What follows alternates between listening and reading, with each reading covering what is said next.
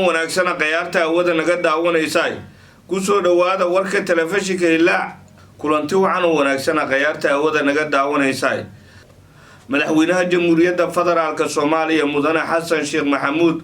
oo dhigiisa dalka Masar kala hadlay xaaladda gobolka ra'iisul wasaare Xamza Cabdi Barre oo howlo kormeer ku tagay xarunta wasaaradda haweenka iyo xuquuqul insaanka xulka kubadda cagta ee Jubbaland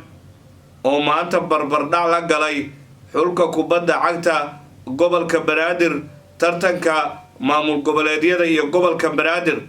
ra'iisul wasaare ku-xigeenka dalka Saalax Axmed Jaamac oo shir uga qayb galayo magaalada Kampala ee xarunta dalka Uganda xildhibaanada aqalka sare oo maanta meel mariyay sharciga howlgabka iyo liiltirka shaqaalaha rayidka ee dawladda gudoomiyaha gobolka Banaadir ahna duqa magaalada Muqdisho mudane Yuusuf Xuseen Jimcaale Madaale oo maanta daafuray sheebaarka dhismaha tayada dawladda hoose